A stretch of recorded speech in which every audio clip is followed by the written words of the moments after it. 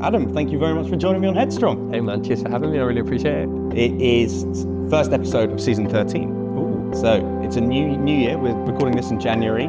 It's also midweek, and it's middle of the month already. How are you feeling? How are you doing? I love that you've got cards, by the way. It makes me feel really, really official. I'm also really intrigued to know what's on there. Yeah, mate, I'm good. I've probably had enough caffeine to kill 4 horses, so my heart might fall out of my chest. But yeah, mate, I feel good. Really cozy. Very I really good. like it. I feel like I just want to have a little nap. Please don't. It's not the best form. However, I've been in the studio now for about an hour and a half. I feel I've been a bit stagnant. I thought I would kick this episode off because people who might be listening may well be on a commute, sat at a desk. If they're listening in the shower, hello. But let's kick things off maybe with a quick minute of movement, something that we can do right now. I like that. Super simple. With some of my absolute favourites as well, and something I think so many people would benefit from unbelievably. It's really simple. Just like start with taking your neck, just like a big old spin. I think it's probably one of the most neglected things of all time. And rule number 1 of a mobile body: never neglect the neck. Yeah. Again, just go nice and slow. And if you feel there's a bit where you're like, oh, it's a bit stiff, stop, hang out there, take a nice, relaxed, big, deep breath, just sigh it all out. I sat on a plane the other day and I looked around and I was like, when was the last time any of these people moved their neck? So deal with a bit of tension, some nice gentle circles both ways. And what's that? So you like big circles with your arms, so forward, back. I think like tiny little micro movements, proper underrated way of just getting a little bit of blood flowing, like shimmy your spine to the side and get your hands on the back of your head as well, just sort of like lift them up around. I think the more you just sort of wiggle about, like every time you take these little micro movements, literally just like lubricating up your joints and just getting it's amazing, like to the back. Even just doing that, then I'm like, that hasn't been touched for a while. You know what I mean? I always get this one, especially in my upper back. Yeah. That's a real area of tightness for me. And you get these little cracks and pops, they're like Rice Krispies. That for me is just that real big sign that you need to move that bit a lot. It's just like stagnant bodily fluid building up in the discs in your spine. So yeah, little bits of movement, definitely a good thing. While I was prepping for this, something that alarmed me and really interested me was a fact. No, nothing about you, don't worry. No, I'm not worried about me. It was 93% of people in the UK say they suffer from back pain. Yeah, there's a estimated statistic. I'd heard that 80% of people in the world will experience back pain at some point in their life. It's almost like being human is bad for your back. I think it is a pretty common thing that people are going to experience. The good news is, just a caveat that for anybody that does deal with back pain, is that the prognosis for the majority of people is like really, really, really good. The majority of people with back pain will clear up naturally by itself within about 12 weeks. But a huge amount of people that live with like chronic back pain. I'm not sure if it's something that you've ever like dealt with before. Yeah, well, I mean, I used to play a lot of sport. Yeah, what was your sport of choice? Cricket. So that obviously just absolutely messes your back up. You're a batsman, aren't you? Well, do you know what? I was actually a bowler when I was younger, and that's what really screwed my back. Yeah. But everyone wants to just bat now, so I've really worked on that. I like bowling. Yeah. Well, look, I'll tell you what, we'll organise a net. I'd love that, honestly. That's probably not what everyone wants. Yeah, we'll move on to that. We'll do our diaries after. Yeah, it's the back pain for me, I remember back squatting in the gym. So it's like with a barbell on your back doing squats, and I heard like a pop, and the next couple of days like walking was really, really, really tricky. And that really scared me. I was like early 20s. And that's one of the things that sort of sent me down like a bit of a mobility rabbit hole, because I thought it was my technique that had led to the issue and that my back was round in the squat and that was the problem. Down the line, it's actually turns out I was just trying to lift way too much weight that my body was not ready for.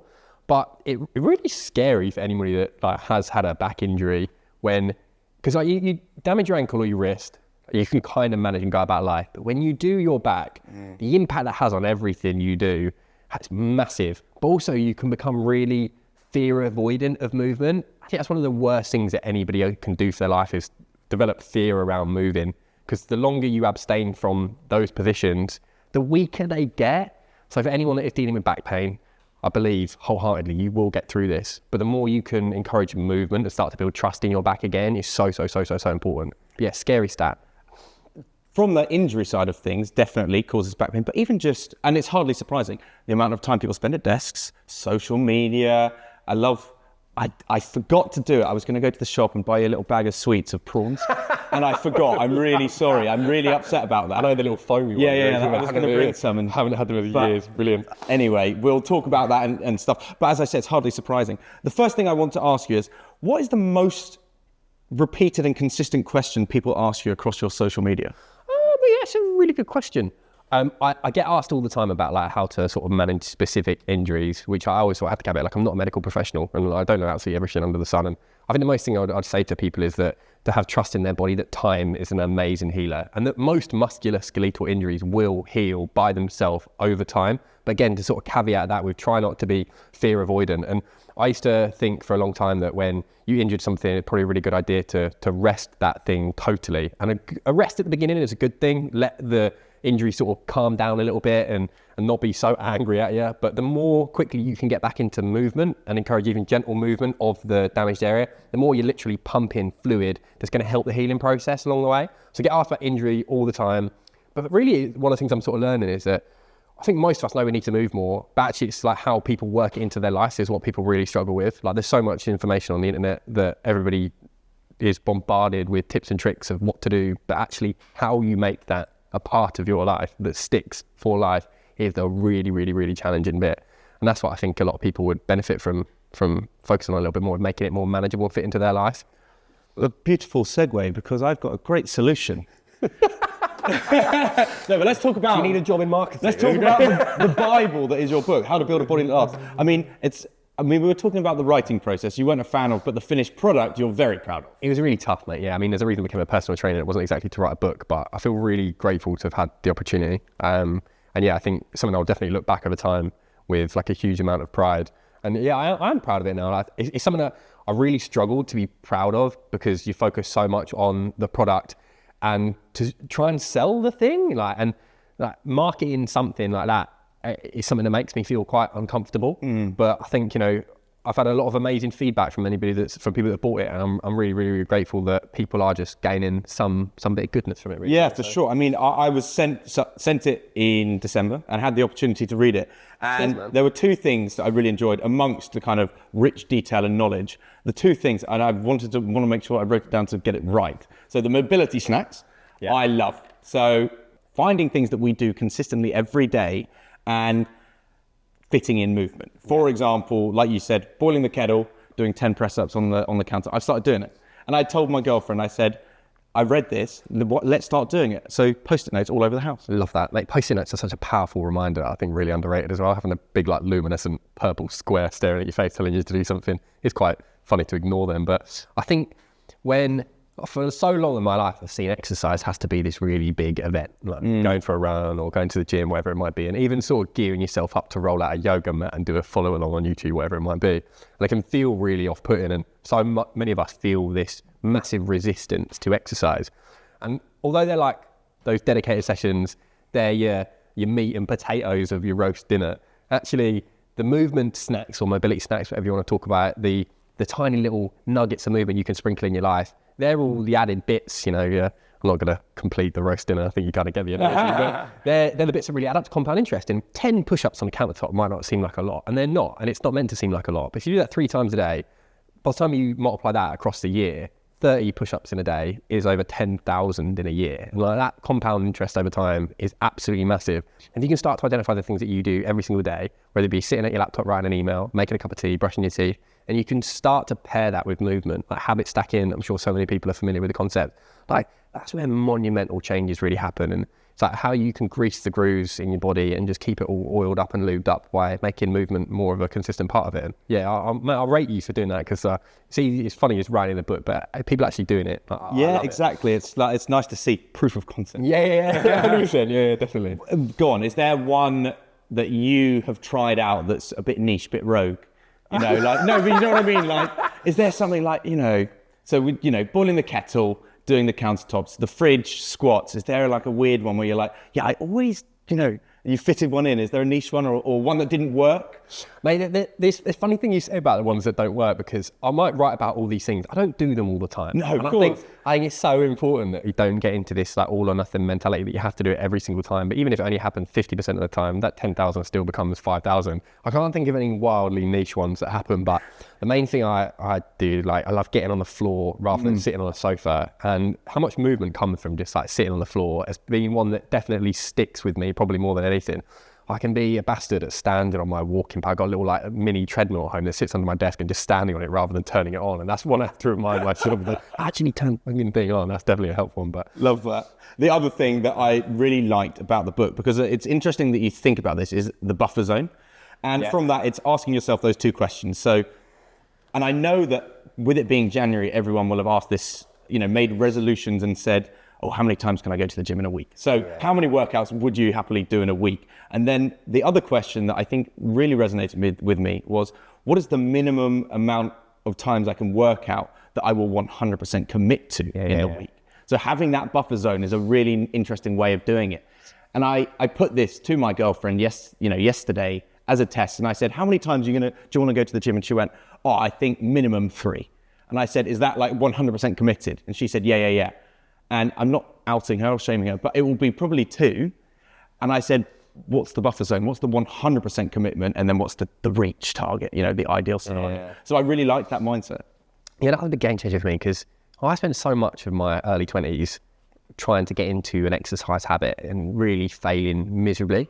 I spent a lot of my time being a kid playing sport that was just sort of done for you because you love it. And I went to uni and you sort of fall into the party life and not surrounded by people that are exercising. And I always felt like I was trying to kickstart my health. And, like health isn't like a lawnmower. You don't need to kickstart it. It's something that needs to kind of be like tended to like a garden and needs a bit more TLC and constant maintenance. And I'd have these rushes of motivation where I would be like, I'm not boozing, I'm not going out, I'm going to the gym, I'm getting up at 5 in the morning, and I would do those things for like a week, and I'd be absolutely knackered. And then on the 7th day, I'd be like, I'm not doing it today. Or you go to the pub, you have a couple of drinks, and you feel like you failed because you set this monumentally unrealistic expectation that you just can't keep up with. And then the more I've probably over the last couple of years, like I'm not ripped, I'm not absolutely massive, but I'm in pretty good nick by my own standards, and I probably have averaged 2 gym sessions for the last like 3, 4, maybe even 5 years. And like 2 gym sessions a week is something I could genuinely stick to.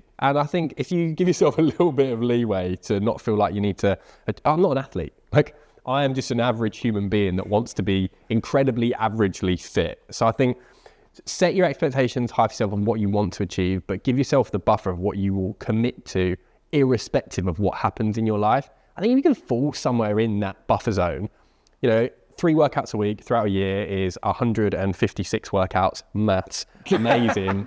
If you only stick to one of them in a week, that's still 52 workouts in a year. If you do something 52 times in a year, I guarantee by the end of it, you're going to be better. I think most people just aim for between 52 and 156 workouts in a year. And actually tracked it as well. Put it on your calendar. Yeah. Ticked it off the list. I think you'd find you get much better results, feel a lot better than you do blitzing it for 2 weeks and then feeling like a failure because you can't keep up with your unrealistic expectations. So how do you set your physical goals? It's really changed last year. So I've had a baby. I didn't have the baby. My partner had the baby, but we've had a baby. And she's 9 months old at the moment. So this last year has been really challenging. I'm writing a book was like, I probably had my pants down. It was so much time spent in front of a laptop, which again is not sort of what I'm really wired to do. So it's really sort of changed. Beforehand, it was very much like, probably try to go to the gym 3 times a week. I'd stretch most evenings down on the floor just while we're sort of watching telly and things like that, and try and walk as much as I possibly can. In the last year, it's been a real battle to actually accommodate for having that time. So, if I can get to the gym or even to work out at home, that's been a lot more of a sort of regular feature, like probably a couple of times a week, do some form of strength training, some form of stretching most days just while I'm bumbling around the house or down in the evenings. And the main thing I've really lacked on is a monumental priority for me is just actually improving my cardiovascular health as well. Because there's no point having like a bendy, strong body if your heart, the engine of your body can't actually keep up with it. So, and I find it really hard to get my steps in just where I'm wired to a desk a huge amount in the day. So that's ultimate priority. What about you? So, it's funny you say that. The Oura ring, it tells me my cardiovascular age. Does it? Yeah. I wonder how accurate that is. I'm 3 years older than I am, which is really upsetting. And Francesca's is 5 years younger. And I'm like, hang on a minute. Yeah, mate, got some and I am like, I've got, as I say, got the dog. And because I work from home, I'm out 3 times a day walking the dog. I'm getting some healthy steps in. And I've started running this year because I want to challenge myself because I'm not a runner. And I'm still 2.5 years older than it says I am. It's like, no, he's coming down. It is coming Progress down. In the right direction. Progress in the right direction. That's the main thing, I mean, you've got an immensely busy life, a varied life. As you said, fatherhood, we're going to come on and talk about. What advice would you give to somebody for setting realistic fitness and movement goals? Ask yourself why you actually want to do it. Like, I just something I missed. Like, I used to be really skinny, proper pencil, little scrawny boy. And nothing wrong with being skinny, but I felt quite uncomfortable in my own skin. So when I got into the fitness space, it was very much to pack on muscle. I felt so intimidated by the gym that, bless my brother, he lived with me at the time actually. He was a really good encouragement. And I think actually having an accountability partner, someone that you enjoy working out with, is so powerful. And we'd be really good at sort of motivating each other at the end of the workday to go. After 6 months, I definitely started to pack on a little bit of size and we started going quite consistently. And I was feeling better for it, definitely. But that down the line sort of trickled into an unhealthy obsession with like the level of fat I had in my stomach. And I got really really lean. And you might have looked at me and gone like, aesthetically, he looks in good shape. But I felt horrendous. Like mentally, I was not in a good space at all. And a really unhealthy level of comparison of trying to keep myself down to like 2,000 calories, even though I'm like 6'2" in an active lifestyle. Like, why am I living myself on poverty levels of food when I should be trying to fuel myself just because I want to be skinny? And I really did not feel good. And my back hurt, my hips ached constantly. My shoulders just loved to pop out and dislocate all the time. And I never actually paid any attention to like why I was doing this, because no one cared, like, but me. And I think that anybody is trying to like really set themselves expectations. Like, what do you really care about? Like, what are your genuine values as a human being? I don't just mean values like honesty and integrity, you know, words that companies say like, we're going to think outside the box. Like, genuinely, what do you care about with your finite time on this planet? You get given one body, which is the house you're going to live in for the rest of your life. What do you want to do with it? Because you are the guardian of that body and it needs a little bit of TLC. And I don't think there's anything wrong with wanting to be a little bit sexier. But I think if you are trying to build a habit of exercise and you're trying to get into it and your sole focus is just aesthetics and changing the way you look, I think there's probably an angle of like punishment or self-hatred that comes from. And actually, I think it's a lot easier to take care of a body that you respect and you love. So can you focus on how amazing that suit of meat is and why you want to take care of it and the opportunities and memories you want to build with it? So by the time you are old and look like a soggy tea bag, you can look back and say, I'm really grateful for the things that I've experienced in it, not just, oh, I got shredded and had abs and it was great. So I'd really get people to ask like why they want to do what they want to do. That'd be something I'd really consider. That's really helpful to me, and keep asking it because it changes all the time. It's never going to stay the same. Yeah, I totally agree with that completely. I mean, I think probably we'll talk about social media in a bit more depth, but with that comparison and probably which you sound like you experience, it's so easy to fall in that rabbit hole of comparison and the aesthetic side of it. When actually what I've come to learn now as I'm a little bit older, and clearly my ring thinks I'm older than I am, that actually I want to enjoy the movement and the exercise. That's the key thing. You know, going on that run for 20 minutes, I was just like, do you know what, I'm going to work so hard to try and enjoy it. Yeah. You know, took the dog out. It was a nice morning.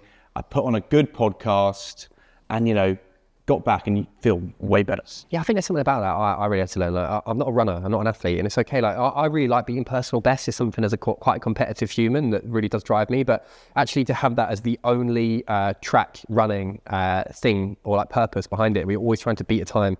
You don't have to do that. Just getting out and actually taking time to sort of like plod along or enjoy it for the sake of enjoying it, I think is a really, really powerful thing. It's really hard though. And I think as well, for people that don't enjoy exercise, which a lot of this book is about, like, and one of my ethos is for people is try to get people that don't necessarily feel, you know, enamored by exercise by itself to find a way of enjoying movement. Like, I'd actually love people to find exercise and fitness that they enjoy doing, that maybe has a social aspect or something that they look forward to and don't just necessarily feel that they have to. But I think bridging that gap for people that don't like exercise can be really, really, really challenging, where they've maybe never done it before or feel really alienated by it. And I actually think just trying to find something that you appreciate about your body to begin with can be a nice sort of stepping stone as to a reason to take care of it and explore that there's loads of different types of movement and exercise as well. It doesn't have to be the more conventional side of just throwing weights around in the gym or going running. Like, there's so many sports out there as well. Yes, exactly. I'm a big fan of badminton. I want to start getting back into that sport. I know. So good. And actually, you have no idea how tiring it is. Bless my nan. She was 89 by the time she passed away. She never stepped foot in a gym in her life. But one thing she would do is she'd wake up and she'd do her exercises on the floor every morning and she'd play badminton 3 times a week. Love that. She lost her sight in like the last like 5 or 6 years of her life, but she would be still playing badminton to this day if she hadn't, I guarantee it. And I think like that for me is what exercise is about. It's like finding something that you just love to do. And she'd always say to me like, never lose that. So I'm really grateful to have those sort of role models. But yeah, mate, like sport is an underrated thing for people as a doorway into exercise that isn't just standard gym stuff, which for a lot of people can be really boring. Definitely. You've touched on it already, but let's explore fatherhood with you. It's, as you said, it is new. 9 months in, how are you feeling? I'm fresh. I'm tired, but like enamoured. I absolutely love that little lady. And I was saying to Liv, I've been with today as well, is the amount more love you have for your partner when you see how much of an incredible mum they are to the little miniature human that you've created is just unbelievable.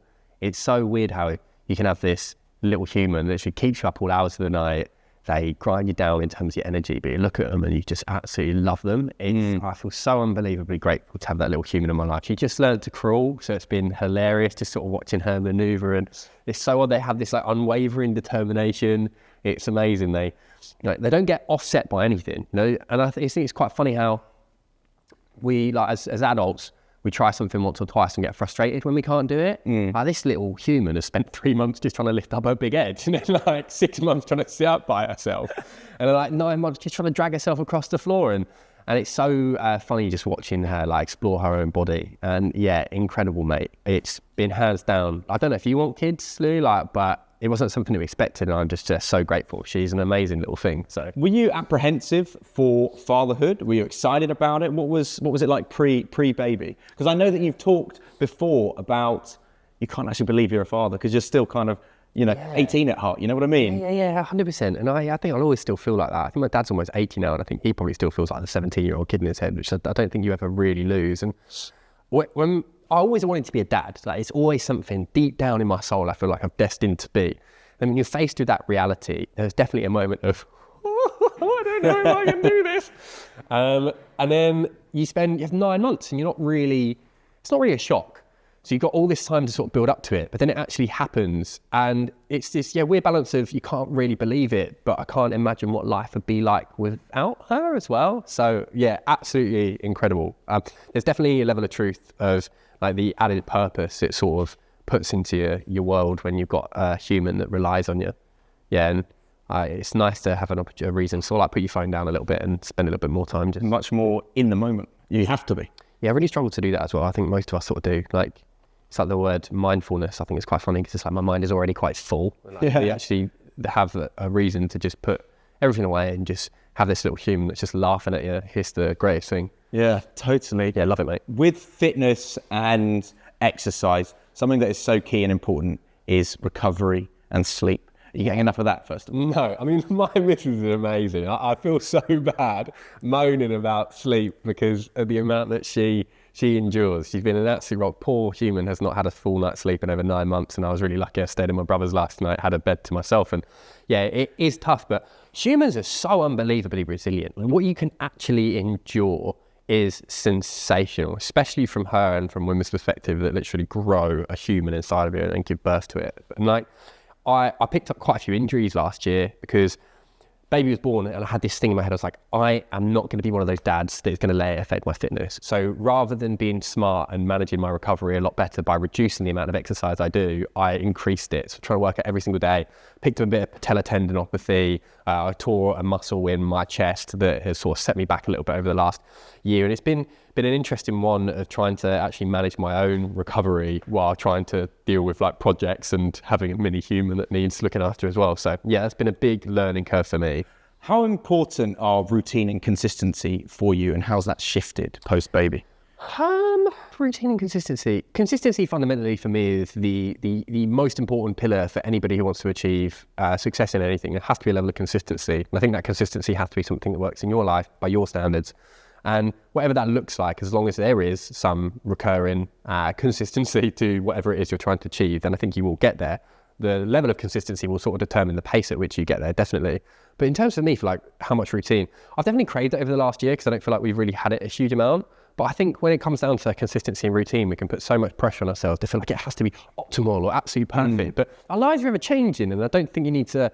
I think you can do an incredible amount without having a huge amount of routine, without everything necessarily being perfect. But I definitely would like a little bit more stability, I think, rather than feeling like I'm chasing my own tail throughout the whole year. Yeah, for sure. Yeah. Being a father, your life changes completely, right? Overnight, yeah. Routine, sleep, exercise, fitness.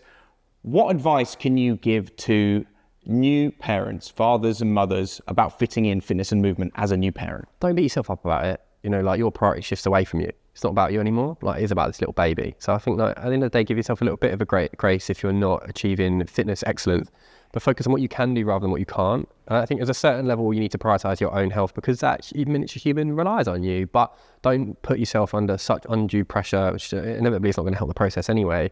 But try to think about what you can fit in. And I really do believe that huge changes can come from tiny little actions, whether it be the 10 push-ups on the countertop or just getting outside for a walk or whatever it might be, to try and fit that in. And I think as well, where your life does change so much, it comes to me more about making fitness more something that is embedded into your life, in your day-to-day life, rather than necessarily something that has to be a big event. Getting to the gym for me now is really tough, even if it is only a 5-minute walk away, which I'm really lucky to have. And I work from home, which I'm so lucky to have because I'm around all the time. But it definitely can be really hard to just be like, I'm going to dedicate this time to working out all the time. So even if it is like a little 5-minute break away from my laptop that just spent rolling around the floor just to move my body, they really stack up. So you need a base level to be at your best for your human. Don't beat yourself up if you can't meet the same standards you used to be able to do. Like, your priorities are definitely shifted. But those little bits of movement, they really add up. Before we even talk about work, the added side of becoming a parent is, and I don't know this from experience, but it's very easy to see. You're a dog dad. I'm a dog dad. Yeah, that's enough. But being a parent is mentally exhausting. You can get completely mentally wiped out. Have you experienced this? Yeah, I've definitely noticed my mental resolve being challenged more than ever over the last year. My ability to sort of manage my emotions. When you are exhausted, like, your reactionary response to things can be a lot sharper. So definitely something for me to work on this year is sort of slowing down and working on that. Because you're just stretched. You definitely stretched a lot more. So yeah, it's been challenging, but I think like anything where you do get challenged and you have a bit of chance to like reflect and look back, you can sort of see an area of where you probably need to improve and work on. I want to set a good example for her of taking care of myself. And that's one thing I really appreciate, actually, coming back to your last question, what you can do with exercises. You know, you want to grow up in an environment where your kid sees exercise as a part of life, so it's a normal thing for them. So actually having it a bit more integrated into your life is, I think, something that's really powerful for setting an example for that person.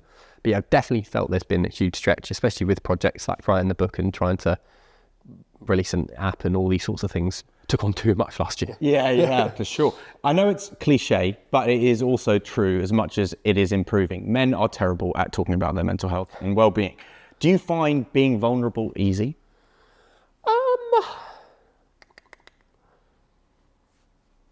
My natural instinct is absolutely to bury things down and to sort of try to white knuckle through things.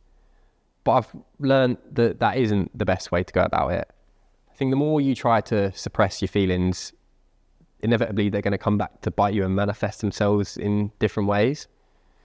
I think actually what I've realised, and I've got such an amazing supportive group of people on the internet that has been amazing at propelling me to have opportunities like this book, that have really shown me that when you are vulnerable and you talk about the things that you're struggling with, that people really appreciate a sense of honesty, and that the more you think you're alone in something, like, the more wrong you are, like, you're not. And I definitely think there's some level of catharsis when you're dealing with some form of struggle, that even just acknowledging it out into the world, I think there's something about articulating your issues and saying them out loud, whether they're to yourself, to a camera, or to another human being, that just makes them real, but gives them context rather than them just rattling around in your brain without anything to hold on to. So I definitely think there's a real importance about being vulnerable. I definitely think, although it doesn't just solve your problem, saying the issue out loud, I think it gives you something to hold on to, which I think is so unbelievably important. What's that support network for you like then? Because new parents often spend so much time with themselves. And actually, yes, you need to give yourself a break in a life, but also it's good to see other people, not your partner. What's it like having other people around, support network for you? Yeah, it's quite tough. We live in Glasgow, we don't have family around, so family are all quite far away from her. My partner's family are in Dublin, my parents live down south. We've got some amazing friends, which are incredible, but a lot of it has just been us, and I am actually really grateful at just how unbelievably supportive my partner is. So I think if you can have a support network, ultimately it's going to be incredibly helpful. We do have an incredible support network, but we have just spent a lot of time with ourselves. For me, it's actually, if you are struggling and your partner is there, is to not feel like you need to hide the thing from your partner, but to communicate with them. I think it is really, really, really important. Communication is the top thing, isn't it? Yeah, 100. I think if you want to have like a thriving relationship, that there has to be there. Like it fundamentally has to be there. And again, I'm really lucky to have an incredible partner. What's your relationship like then with your mental health? Because we will talk about your experiences when you're at university, because that must have been, hugely defining for your well-being to an extent. But what's it like now with your mental health? Yeah, ongoing roller coaster of love with ups and downs. Yes, it's my relationship with my mental health. How is it? I haven't actually taken that much time to really consider it. Over this last year, I've definitely taken on more stress than I have done any other time in my life, I think. And it's been a real interesting balance to sort of deal with. What I have noticed is that being a dad and having a baby is, and I don't know if this is a good thing or a bad thing, but it makes dealing with all the stressful things a lot easier because the purpose is bigger than you. So you kind of just have to do it. And I don't know if latently down the line that will come back to cause some issues because you do just sort of white knuckle through it. But my relationship with my mental health is a lot more open than it has been historically. I still struggle to talk to people and to reach out to a friend, even if you have that instinct in your head. And I think the more resistance I've found to talking about my mental health is the more I know I need to do it. I personally have found the most helpful things is just actually getting up my camera, talking about the struggle I'm having and posting it on social media. I weirdly find that easier than I do talking to my friend about it. Well, in a way, it's incredibly probably therapeutic because it's so important to get it out of there. Actually saying it aloud. We had a camera installed in our house for the dog because, long story short, there were some noise complaints. And so we were like, I need to check on it. And my girlfriend now watches that camera back and she says, look, you just talk to the dog all day. And it's just like, actually, it's getting things out. I actually find it so therapeutic and important to get it out of my head. Otherwise, that's when I become overwhelmed, I actually think it's really important. And again, just like, that's really natural. Like it's you, you're not considering the people around you, like just unfiltered communication with a beautiful bundle of fluff that at the end of the day doesn't have any expectation of you either. There's no bias there. It just purely loves you. And I think even just if it's the tiniest little thing, I think it's a really, really, really positive thing. And I know so many people feel as if they don't have somebody that they can talk to. And I know it's a really big cliche, but there are people that do want to hear and do want to be, whether it's somebody to give you direct advice or to just give you space to be a soundboard and let you sound it out yourself. And there are so many people that are willing to give you that space and that time. And I think it's really, really, really, really important for anybody that is struggling with their mental well-being to at least take that first step. I think it is essential. And I think you owe it to yourself as well and to the people around you to take that step. You've talked about the biting off more than you can chew last year. Definitely. You're a father and you've discussed that overwhelm. What's that experience of like burnout like? And how do you deal with burnout or days where you feel less motivated? How do you kind of bounce back and recover from that? It's interesting. I don't actually feel like I've burnt out this year. I just feel like I've taken on too much. Definitely. It's been really hard to juggle. And it's meant that I focus so much on just getting through the year that I haven't actually really taken time to enjoy it. So this sort of mantra of this time is to just slow down, enjoy it a little bit more, revel in the things that are right in front of me. I definitely feel like I've hit burnout in the past. And actually I felt like burnout came from me in the past where I was going down a path that I didn't really want to be going down. Whereas where I'm doing the things that I absolutely love at the moment, I feel like I can take on a lot more because there is more purpose in that. And I feel like there is such a power to having purpose in a trajectory and a direction that you're heading. So if you're constantly taking on a huge amount for something that you don't really care about, I think you're much more likely to experience that burnout than if you actually love what you're doing, and you can definitely take on a lot more. So yeah, I feel very, very, very lucky. I can't even remember what your original question was. I feel like I've answered complete. Well, in this world that you have created as your job, you still have to give yourself time and switch off. So what do you do to switch off, other than movement and exercise, to look after your mental health? Oh mate, I love just like putting the telly on. Like nothing makes me happier than just laying in bed. And I have my daughter and my missus there and my cat, and we're just watching some shit telly. That for me is probably my happiest time.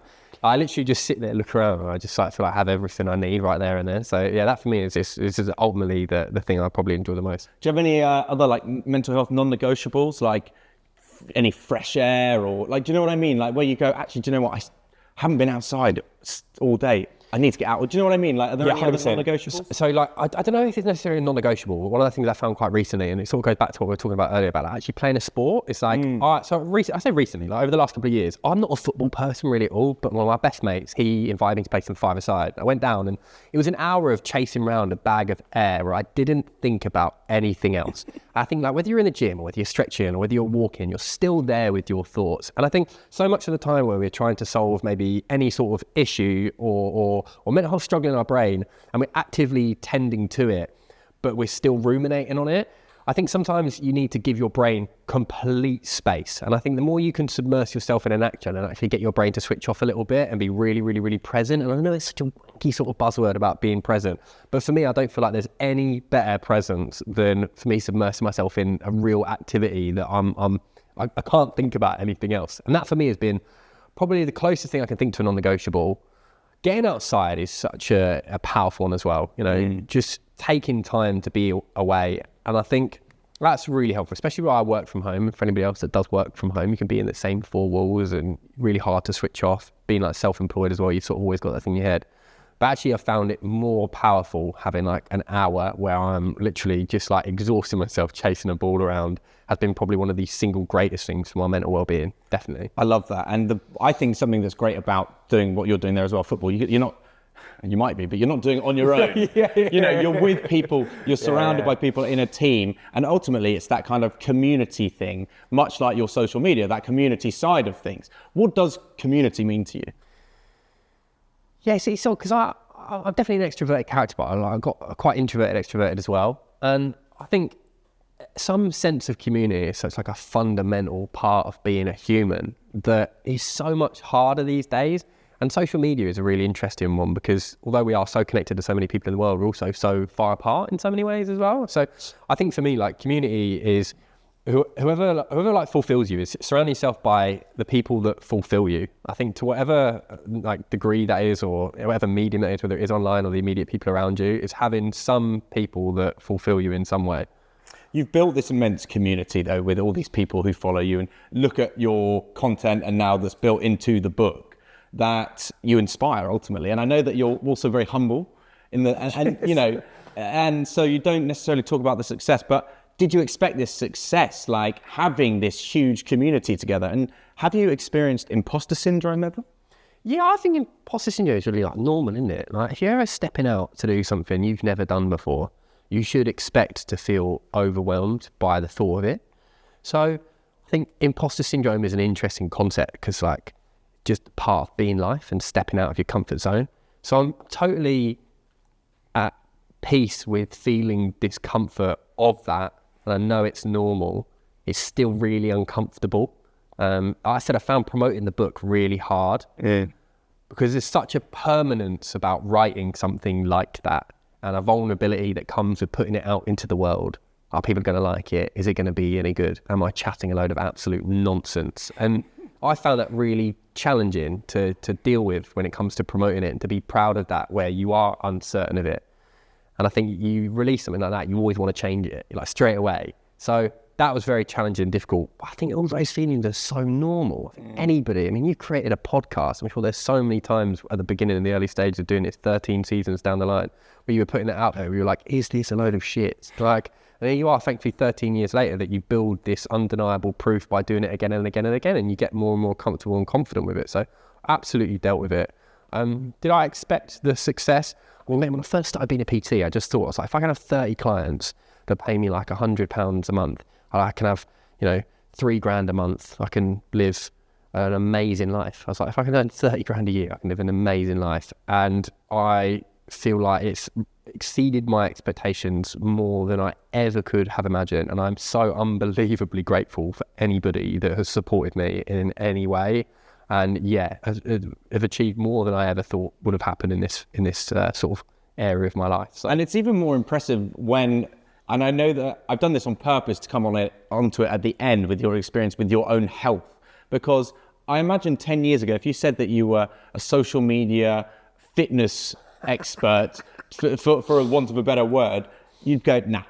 Yeah, no, definitely not. Yeah, it's interesting, isn't it, how your identity really can change. I felt so far away from that in the peak of being at uni. And I know those people experience this as well, but you sort of get caught up in a lifestyle that you do because it's right in front of you and it feels like the right thing to do. And I'm so grateful for all my experiences of sort of going out and partying and whatever. It sort of made me who I am and exposed me to things that have made me this person, the way my brain thinks. But fundamentally, it never like actually fulfilled me or made me feel good. I think you have to hit a certain point in your life sometimes where the idea of continuing to do what you're doing makes you feel so uncomfortable that change has to happen. Did I expect it to go this route? Absolutely not. But exercise just became the thing that made me feel good. I think when that becomes really core to who you are in your day-to-day life, then it seems like an inevitable sort of path to take. I just wanted other people to feel a little bit better from moving their body. And the response I've had from that has been amazing. And I think it's real been testament for me that it doesn't take a lot to feel a hell of a lot better. And actually, once you can just start on that, the momentum you can gain is huge. So yeah, really, really, really grateful, mate. Never really expected it. Very appreciative. I know the story, and I know some people listening may well not know it, but contracting the bacterial meningitis when you're at uni, right? Yeah, twice. Twice, exactly. Sorry. I mean, yeah, thanks for coming. Nice of you to be here. But quite literally, meningitis is one of those terrifying things that, thank God your brother, found you in enough time, because, it can be devastating and detrimental. But with that, I'm intrigued to hear, did that kind of life-changing experience change your mindset or affect your mental health? It's funny, immediately, no. I was at uni, it's my last year. I think it was 3 days before my last ever exam. And I went to bed one night and woke up in hospital 3 days later. And I'd basically just had a long nap. Poor my family having to see me in an intensive care room, literally tubes down my throat, whatever. But 7 days spent in hospital overall. 12 days later, I went to a festival in Barcelona and just continued living the exact same lifestyle. And 5 months later, I got it again. And I was awake for the whole time, the second time I had it. And it was horrible. It's funny, anytime I have a bit of a headache now, I instantly put my chin to my chest, which is a real basic test to see if you have meningitis, because the meninges, which is the outer layer of your brain, swells and it can make your neck really stiff. There's light sensitivity as well and all these sorts of things. So if I get a headache, I'm straight away and then I immediately, absolutely not. But I think more about it now than I think I ever did then. And I think I really, really, really planted a seed that's just grown and grown and grown and grown and grown. And I think for anybody that has some catastrophic experience with their health, you definitely start to get this feeling of, wow, I'm so grateful to have an opportunity to have a fully functioning body. So it was 100% shaped my perspective on health and what it is to have a body and live a life and be really lucky to have one while I have one. Mate, 100%. I love it. And for anyone that's listening or watching that don't know that fully, you've done a few other podcasts. Obviously, I listen to Headstrong. But go check out if you want to hear more about that story in detail, because I think it is a real fight back from, quite literally being in the ICU and stuff. I loved hearing about when you're lying in the hospital bed, and I can just see the nurses now telling you to get back in bed, close the window, get back in bed. Yeah, it's funny, because I felt fine. It was so peculiar. I felt absolutely fine. I woke up and you dosed up on steroids as well. Steroids make you really erratic and really bouncy. And I literally was getting up on bed and closing my window. And I think so many of the people in the ICU room were people in the later stages of their life and really fighting traumatic things. And I just felt like I'd had a long nap. I got up, tried to open it, everyone was shouting at me. And I don't think I really appreciated how ill I was. Looking back, my brother sat by my bedside for 3 days and my heart rate was at 30. And it was I think about how close I literally come to dying at that point and how hard that must be to be a mum and a dad. I think about my daughter now and seeing her ill in that situation, how scary that would be for me. So I don't think I really appreciated it. And I think, again, I've said it before, something I've really grown to be a fundamental belief is with a dog as well. I always grown up thinking you own a dog. You don't own a dog, you're the guardian of a dog. And that dog relies on you entirely to make sure it's safe. And it's the reason they latch onto you and give you so much love back. And I think if we treated our body a little bit more like that, with the same kindness that we did a dog as the guardian of our body, and took the ownership of that responsibility to make its life a little bit easier with a little bit of TLC and a little bit of care, it would give a lot back to us as well. And I've definitely found that movement is a segue into appreciating your body a little bit more for the amazing things that it does for you, and just the incredible amount of metabolic processes that are going on at any one point in your body to you here. You are literally a fucking miracle. I think if we can just tap into that a little bit, it might make it a little bit easier to take care of something Because it's a bit easier to take care of something that you like and appreciate and respect rather than something that you constantly hate and are beating up. So yeah, I think for anybody that feels a little bit of dissatisfaction in their body, whether it's aesthetically or for whatever reason, if you can find something that you appreciate about it, I think it can be a really nice springboard to just get a bit of a foothold into how amazing it is to be here in the first place, you know? I'll let you have a sip. My final question for you, what does the word headstrong mean to you? It's interesting. The first word that pops into my head when you said was vulnerability. I don't know if it's because we were speaking about that before, but I think when we think about strength, it's about being at your best. You know, the strongest people, the world's strongest man, are the people that can lift the most. But actually, I think some of the strongest people I've ever met in my life are the people that come from the hardest times. You know, I think actually so many people walking past you in your day-to-day life, you have no idea what's going on in that person's life. And I remember my old job actually, so I used to be a charity fundraiser, you know, the people that stop you in the street and sign you up for charity. And I remember working in Ilkley in Leeds, it's a town, and probably on my 4th day or something, I remember asking this woman how she was, and she like screamed at me. She's like, "How are you? How dare you? You don't know if my mother's just died." I was like 19 years old. I was absolutely shook, and I had to stop, like take my t-shirt off, take a minute. And later on that day, this woman, she came back and she bought me a coffee and a sandwich from Costa, and she just burst out in tears and like, "I'm so sorry." Turns out her mum had died that morning, and she just found out, and I was the first person that had spoken to her that day. She was a carer for her mum, and I had no idea what was going on in that person's life. I thought the strength for that woman, that humility to come back and apologise like that and spend that time with me, that stuck with me for the rest of my life, that you never know what's going on in somebody's life.